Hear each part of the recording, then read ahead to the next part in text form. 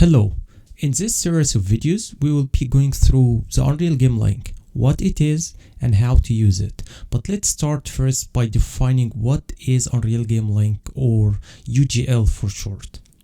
UGL is an upgrade to the Unreal Engine games workflow, inspired by some of the great in-house engines and technologies used by some AAA companies, like pretty much every Sony first-party studio, for example. UGL allows developers to modify a packaged game while it is running and being played on a running platform. So no time wasted in making new game packages. If you made a change, you can see its impact right away on the game while it is running on the platform, regardless the game package is running on Windows or consoles such as Xbox or PlayStation, and regardless if the game build is a shipping or debug or development or any other configuration. You should be able to update the game in no time. So in short, using UGL means faster iterations than ever been possible, and at the same time a huge reduction in the time, effort, and most importantly the cost of game development. So with that said, let's just dive in. First thing, you need to have a project. It can be a UE4 or UE5, it doesn't matter. UGL being built around UE 4.17 or so. So it works with all recent versions of Unreal. Your project can be also a C++ project or Blueprint project or a hybrid project, it doesn't matter. It won't change anything, as UGL workflow mostly with the game content itself. Once you have your project, all you need to have is just to enable the UGL plugin from the plugins. Simple as this. Just enable the plugin, and as soon as you enable it, it would require you to reboot the editor, just in order to add and enable the necessary hooks for the workflow. Once the editor show up, I'll assume that I rebooted my editor, but I have it already in this project. And by the way, this is a very basic third-person template. I just modified the map name, and I just did a little modification into the game mode,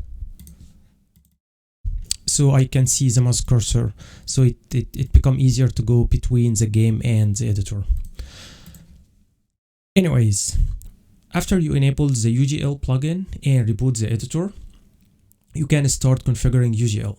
You'll notice that there is a new button that show up added in your toolbar, but we will come to that one later.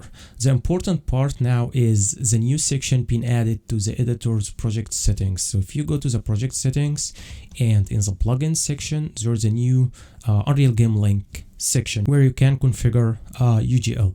By default, all the settings are already set to the best configurations.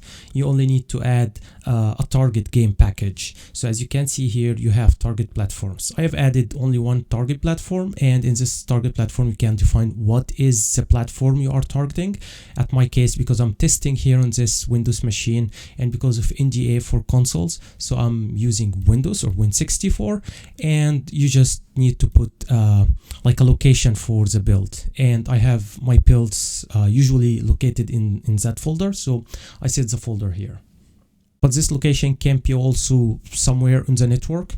Basically, if you are using an Xbox or PlayStation, that will be the case, but also you can add a network location for another machine. Let's say it's a QA machine that the game will be played by QA on that machine, so you can add the location here. You can have more than one target. We'll come to this one later as well. So now we need to have a game build that we can use with the editor or with UGL in the editor. But before we do that, we need to confirm one more thing, which is in the packaging settings. So when you go to the packaging settings, you need to first make sure that the game is not using the pack files. And also you need to make sure that the game is not sharing any code between materials.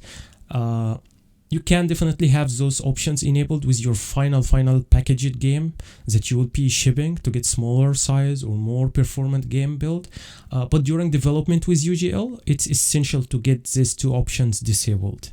So yeah, now let's go ahead and generate a game package for Windows.